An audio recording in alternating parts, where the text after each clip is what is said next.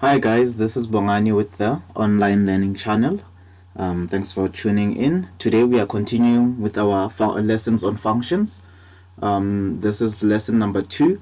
On lesson number 1, just a quick recap, we did introduce the topic of functions. We said that functions, we are talking about the relationship between two variables, which is your x and y variable, whereby the x variable becomes the input and the y variable becomes the output. So we are saying that for every input variable there has to be one output variable. An example for this, or if you're pressing a button on your phone, if you press the letter P, you're expecting that to be your input, and then the output you're expecting to see it display the letter P. So we're not expecting it to have more than one output. So the letter P is supposed to show the letter P on the screen. So you're not supposed to press the letter P and then see the letters PZ on the screen, because now you're having more than one output. That's just a simple example I can think of.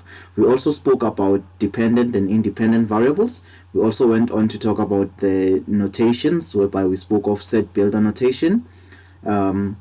Set builder notation, we spoke of something like this, x being an element of real numbers,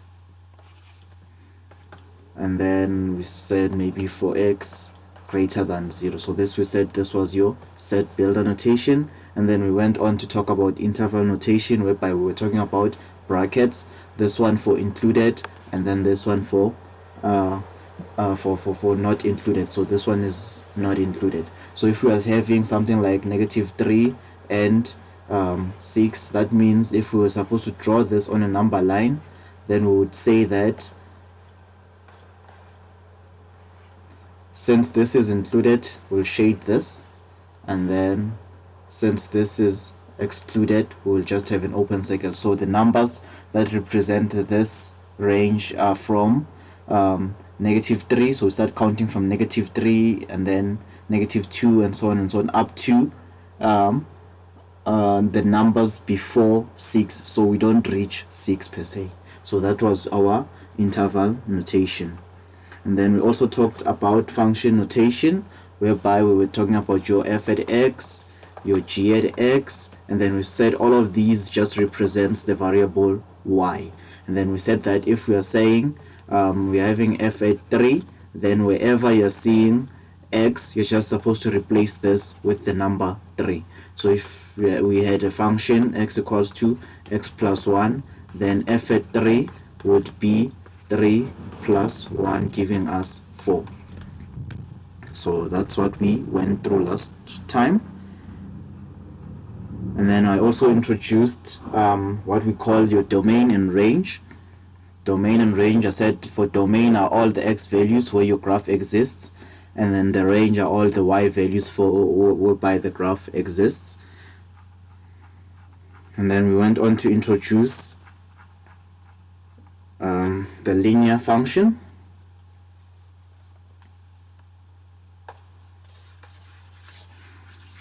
We went on to introduce the linear function, which was our linear graph, which has the format y equals to mx plus c. And then we spoke of this being your intercept, the y-intercept, and then this being our slope, and then this being your x and y values. And then we spoke of what we call the table method. So if we're given this graph, y equals to 4x plus 2, this is our graph, then we're supposed to formulate this graph using a table.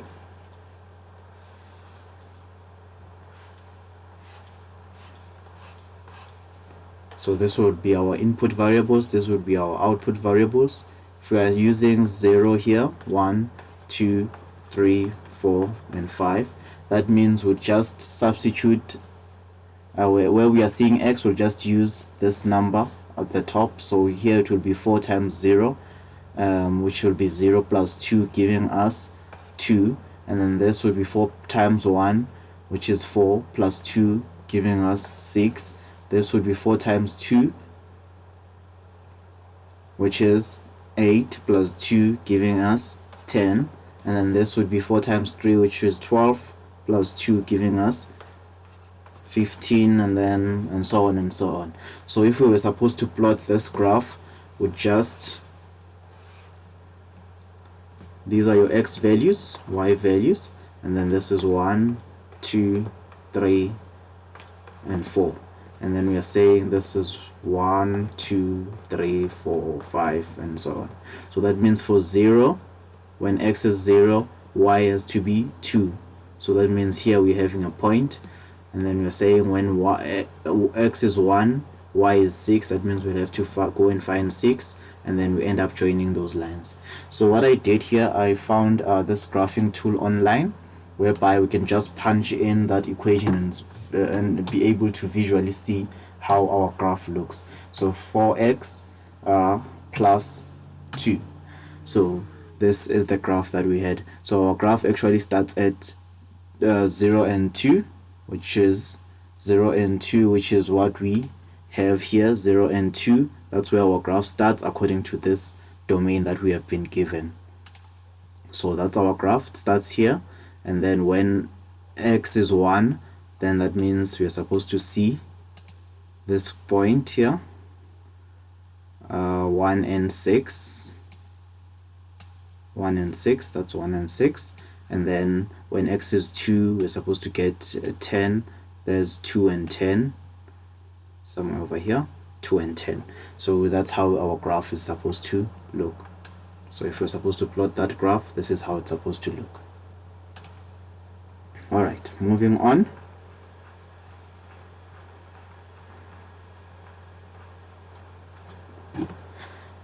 So another thing we have to go through, it's the effect of the slope, which is the effect of m.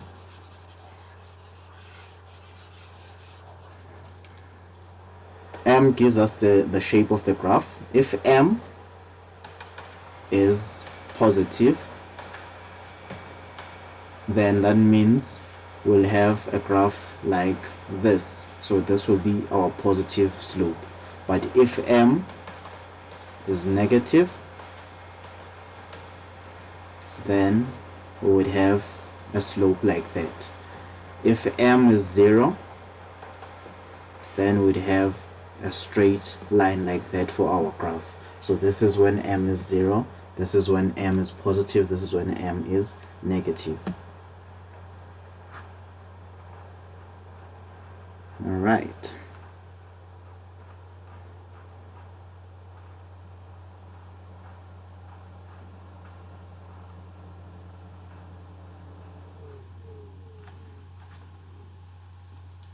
Let's take on an example here.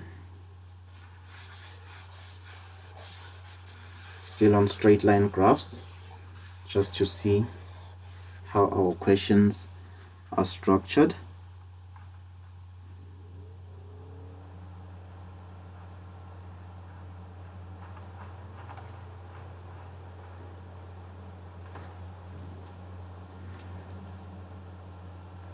So if we were given a graph like this,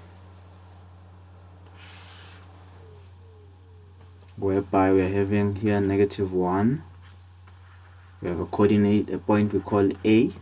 This is our x and y values, y-axis, and then from there we have another point.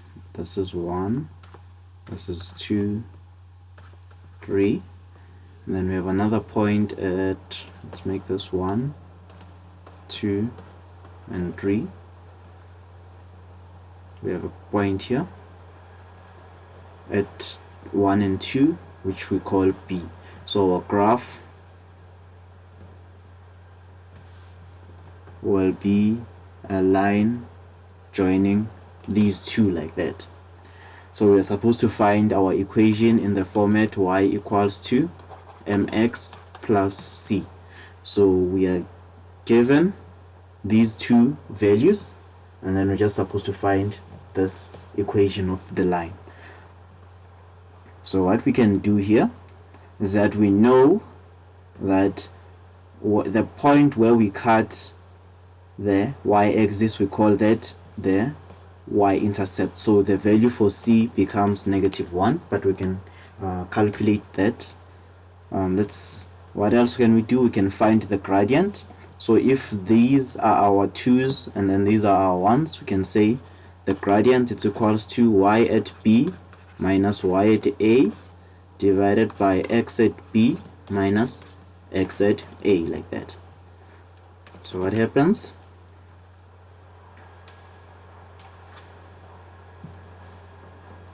Y at b, the coordinate here was 1 and 2.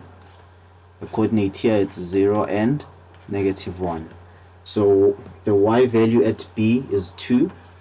The y value at a is -1. So we have to plug this inside brackets so that we don't mess up the signs here. And then for the x at b, it's 1 minus the x at a is 0 minus 0. Then if we punch all of this into our calculator, let's bring our calculator in. Punch that into our calculator. This is what we have: 2 minus 1 into 1 minus 0, we get 3. So that means here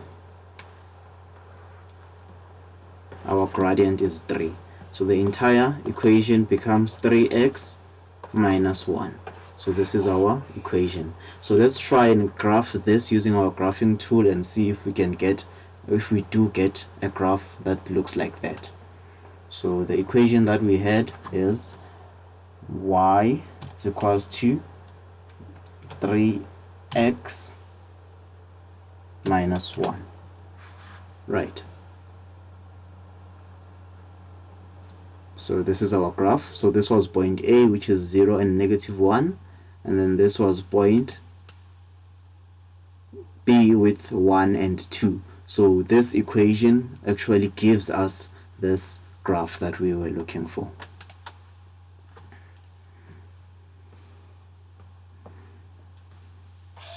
Hope everyone is following.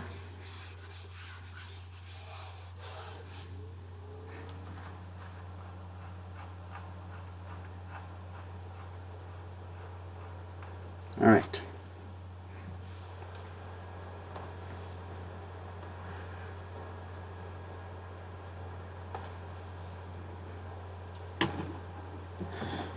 We have what we call quadratic functions.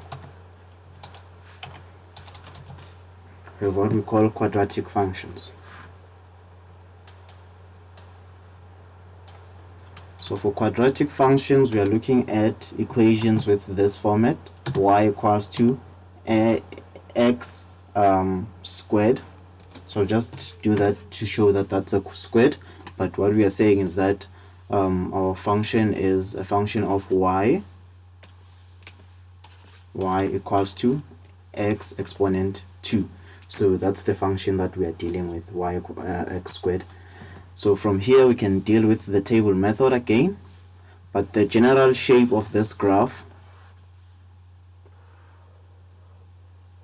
forms a cup like that. So it ends up being a cup. This is your x and then that's your y, and then the graph goes on like that. So this ends up being a cup facing up or down depending on the value of a. So the general formula for this is y equals to ax squared. So let me add this plus q, but you won't need that in this point in time, but let's just put it there. You'll learn about this as time goes by, but this tells us the shifting of our graph. So this becomes the shape or the curvature. So this gives us the shape. So if the value for a is positive, then this is what we'll have. Generally, I just say that the value of a, just take it as if you have a positive balance. If you have a positive balance, then you have a smiley face, you're happy. But if you're having a negative balance, then this would be a downward shape like that. So it would be curved downward. So if it's negative, there's no money in the bank, then you have a frown. So that's the shape that you would see on your graphs. All right.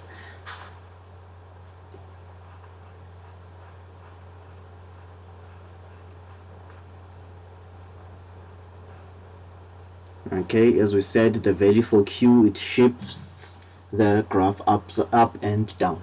So if Q is a positive number, then that means we are expecting to see our graph move upwards. But if Q is negative, then that means our graph is somewhere down there, right? And then the value for A, that was the smiley face. That was the smiley face part, right? So if we're having the value for A being between 0 and 1, so here we are saying if we're having it something like 1 over 3, or if you're having 1 over 2, those values, then we would have a more wider graph like that. But if we have a value that is a number greater than 1, that's a number that's greater than 1, then that means we would be having a more narrower shape like that. So I'll put on a few graphs here, and then we will see the effect of having different values for A. Right. So we call that a quadratic function.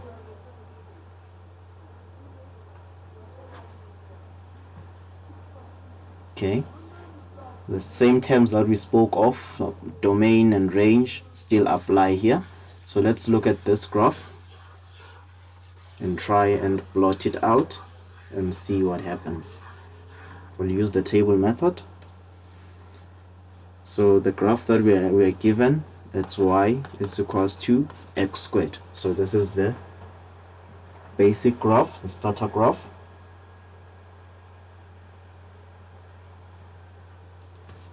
So if we're gonna draw our table,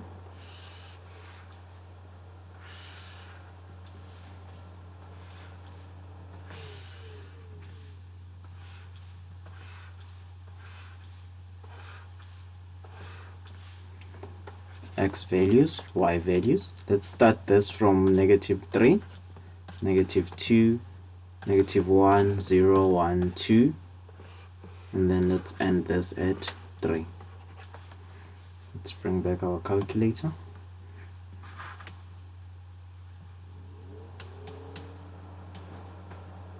So we are saying we are having -3 squared, we're getting +9. So this becomes 9. Remember to plug in the brackets, otherwise you'd get a -9, which would be now an incorrect answer. And then here becomes -4, we get -2, sorry, which gives us a 4. So we get a 4 here, and then this gives us a 1, this gives us a 0, this gives us a 1, and then 4, and then 9. So if we were to plot this,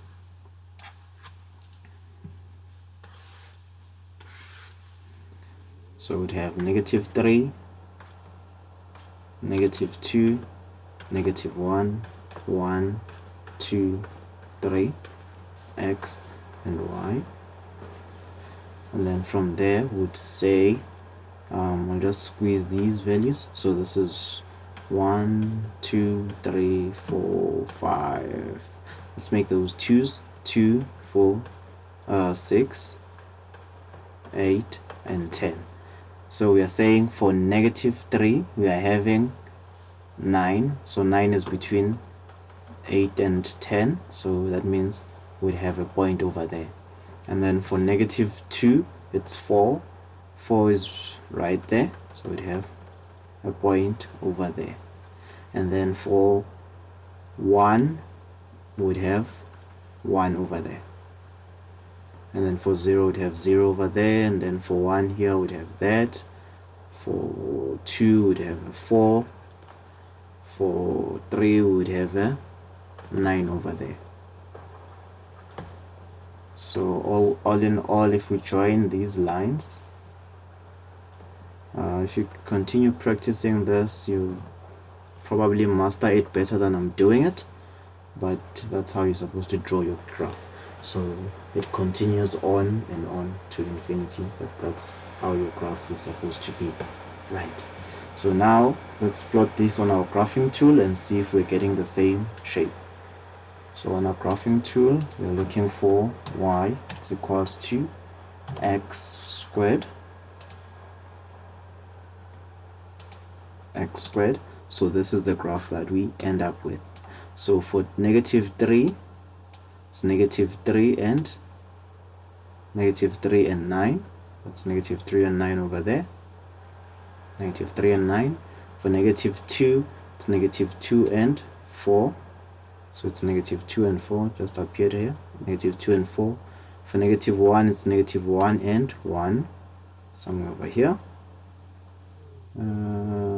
Right, then 0 and 0, and then it continues that way, right? So let's add a different graph. We want to test the value for the effect of a. Let's put on 0.5, which is a half. So it's 0.5, which is 1 over 2 x squared. Let's see. So the green graph is this one, which is the original graph we had, and then this one, it becomes this one. And then let's put on another one. Let's say y it's equals to 0.1. All of those numbers are between 0 and 1. So we are looking at the effect of a between 0 and 1. So as you can see, as this number becomes smaller and smaller, then this graph of ours becomes wider and wider. Here our a was 1. This is our a being at half.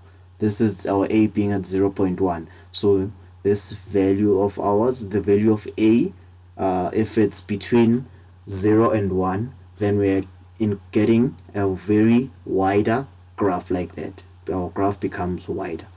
Alright, so let's see if we plug in something like y equals to 2x squared. So this becomes the orange reddish graph, which is narrower compared to the rest. So that means if we're gonna plug in y equals to 3x squared, that means we're expecting it to be far narrower than the other graphs. If we're gonna put it in y equals to 6x, then we're expecting it to be very, very narrower compared to the other graphs. Remember that this is the graph that we started with, this green graph, and then from there, if we make our a to be smaller, then this is what we end up with. We're getting a wider graph. But if we make it to be narrower by increasing the value of a, then our graph becomes narrower like that, right? So that's the effect for the value of a, right? Now let's investigate the property, the value of q. Still the same graph, y equals to let's use our black pen.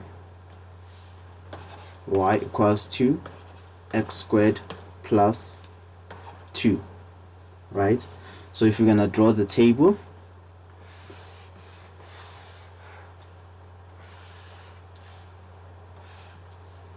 x values, y values, let's start this at -2, -1, 0, 1, 2. We don't need this section. Alright, so if we plug in -2, we'll get a 4 here, plus 2 giving us a 6. If we plug in -1, we'll get a 1, plus 2 giving us a 3. This will be 0 plus 2 giving us 2, and then this would be 3 again, and then this would be 6, like that. So this is our graph. Let's try and plot this and see how it looks.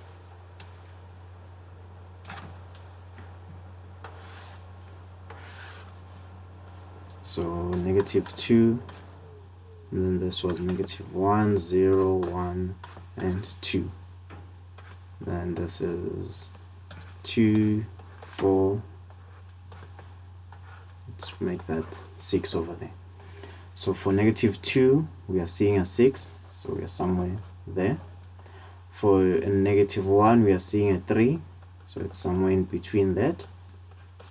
And then for a 0, we are seeing that value, and then for 1, we are seeing 3, and then for 2, we are seeing 6. So if we join those points, we end up with a graph like that. So you can see that our graph is no longer at the origin. Right now it has shifted 2 units up, and that's the effect of this Q. So that means if the Q value was +4, that means our graph was gonna start here and be like that, right? So that's the effect of Q. Let's investigate the negative graph, whereby a is negative, y equals to -x squared, like that.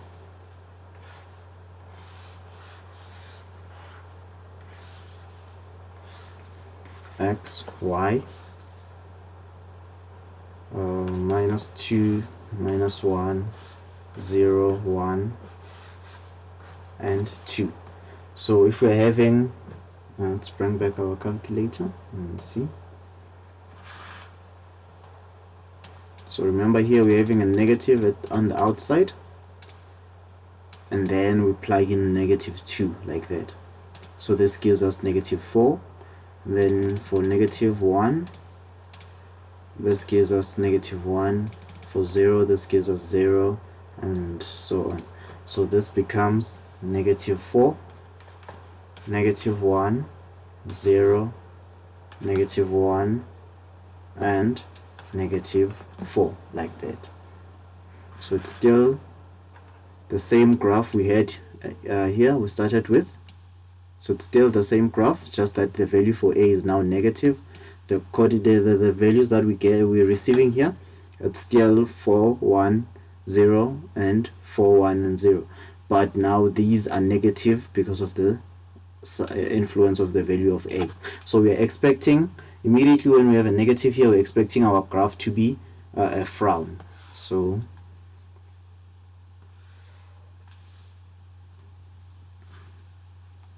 zoom in. So it's -2, -1, 1, and 2. This would be -1, -2, -3, -4. Let's just do that. For -2, we have -4 there. For -1, we have -1. For 0, we have 0. That we have a point there, and then for that we have a point there. So at the end of the day, we end up with a graph that's something like that, which is now a frown. So this is the effect of our value of the negative a value, right? But if we were to investigate a -x² + 2, that means we were gonna end up having this point moving up 2 units, and then that would give us a different graph shifted. So let's go back to our graphing tool. Let's clear all of these graphs. So here we are looking at y equals to -x². So that's the graph that we end up with. It's our frown. But if we were to add +2, then there you go, our graph moves 2 units up like that. If we were to have -2, then our graph was to move 2 units downwards like that.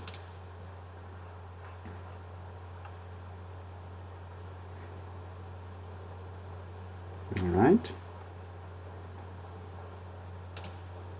Let's go back to this graph. This graph, right? So for this one, we're supposed to find the domain of the graph. So we're supposed to find the domain and the range. Remember I said the domain are the x values for which the graph exists, and the range are the y values for which the graph exists. Right. So if we look at this graph, the domain, if we continue to have -4, -5, -20 or -10 like that, our graph would still continue moving upwards like that. If we were continuing this side to 1,000, it was still gonna continue moving up.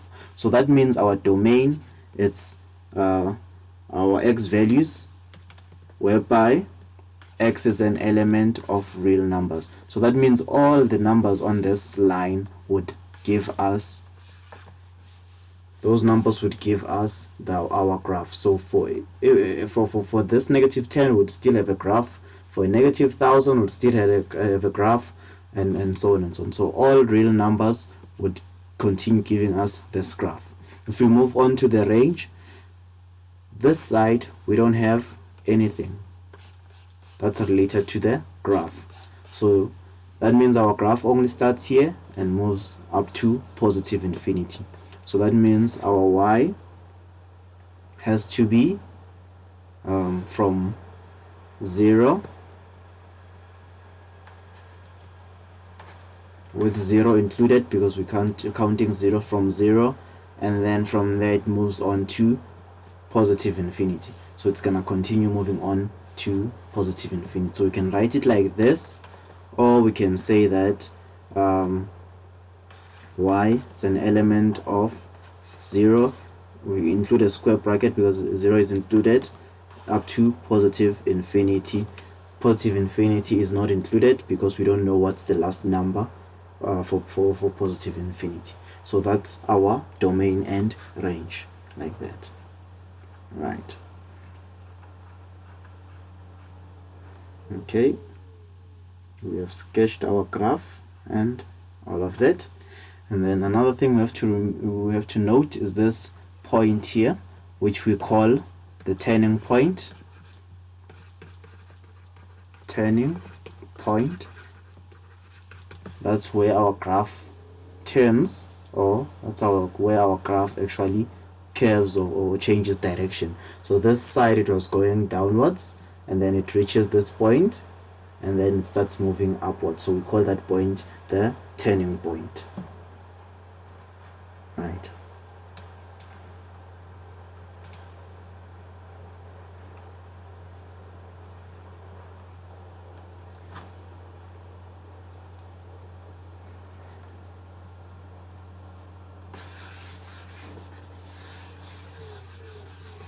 Let's look at an exercise.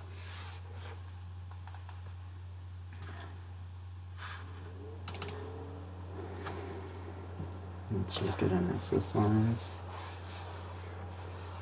Alright, so we are given this graph, y equals to 2x squared minus 4, like that. And then we are supposed to draw this graph. Right, supposed to draw this graph. So the first step is that we are supposed to make sure that our graph is in the standard equation form. The standard equation form, which is y equals to ax squared, whether it's plus or minus, and then there's a q value here. So this becomes our standard form. We're having the value for a, we're having x squared there, and then we're having some value for q. So we are already on the standard form of the equation. So we are sorted there. Next, we have to find the intercepts. Let's do this. We type those steps. So it's the standard form. Standard form, that's the first step. Next, we have to find the intercept. Intercepts. And then from there, we have to find the turning point. and then we have to plot the graph. Have to plot the graph and show all of these important values. Next, the question might go on and ask for the domain of the graph, also the range of the graph. We also have something we call the axis of symmetry. Right, so the axis of symmetry is the line whereby we create a reflection. So in our case, if this is our graph, we are saying that this line here, which is your x equals to 0, this line, which is x equals to 0, becomes the axis of symmetry, because if we were to place a mirror on this line, then this arm would fall perfectly on this side. So that's what we call the axis of symmetry. Let's move these here. Let's move that. Alright, so those are the steps that we need to use in order to draw our graph. Let's just do that quickly.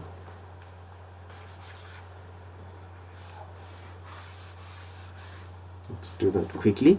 So this is another way for us to draw the graph without going through the table. So the standard form, that's the standard form. We have to find the intercepts.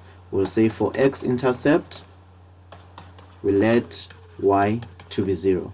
So we'll have 0 is equals to 2x squared minus 4. So now we are solving for x here. So we'll transpose this for this side. So it will be 4 equals to 2x squared. Divide by 2 both sides. Then you end up with x squared is equals to 2. Now for you to remove the square over there, you have to apply what we call a square root. So if we apply a square root like that and apply a square root this side, we have to put a plus minus. So that means that our x value here, it has to be positive square root of 2, or our x value has to be negative square root of 2. Remember, the negative cannot be inside, because immediately when you have a square root of a negative number, then it's undefined. So these are our x-intercepts.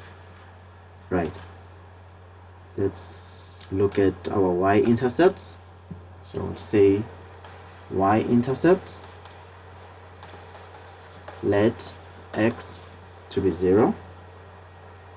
Let x to be 0. And then from there, what do? We'll say y is equals to 2 into 0 squared minus 4. So all of this becomes 0, and then we end up with y being minus 4, like that. So now we have our intercepts, and then we have to look at what we call our turning point. Our turning point here becomes the value of q and 0. So our turning point in this format, it becomes 0 and the value of q, which is negative 4. Right. So let's use these values to draw our graph.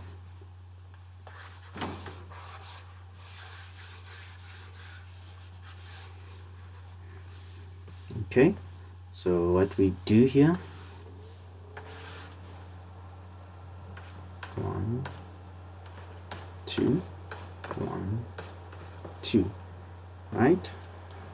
And then we have other values, 1, 2, and so on, negative 1, negative 2, negative 3, negative 4, negative 5 here. Right, so the square root of 2, this one, so the coordinates that we end up having here are square root of 2 and 0, negative square root of 2 and 0, and then the last one is 0 and minus 4, like that. So 0 and minus 4 is over there, and then square root of 2, let's go back and check what square root of 2 is. I think it's 1.7 something. So square root of 2, we end up with this value 1.41. So 1.4 is somewhere here.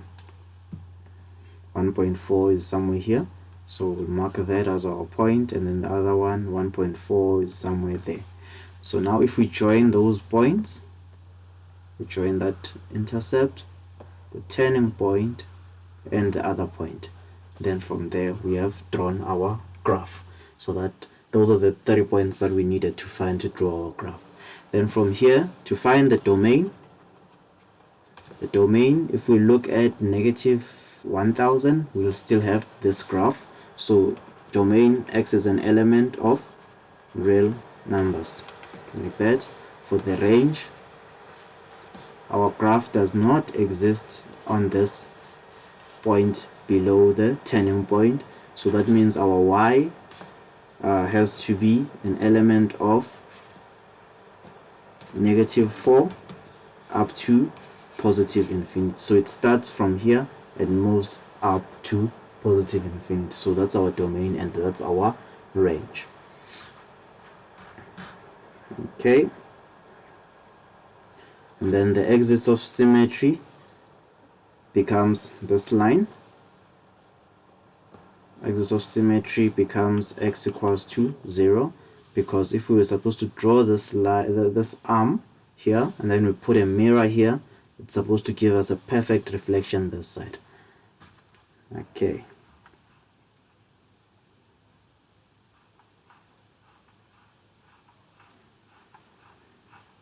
So that's our quadratic equation, otherwise giving us what we call a parabola.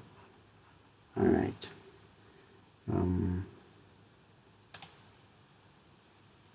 Just end that lesson right there.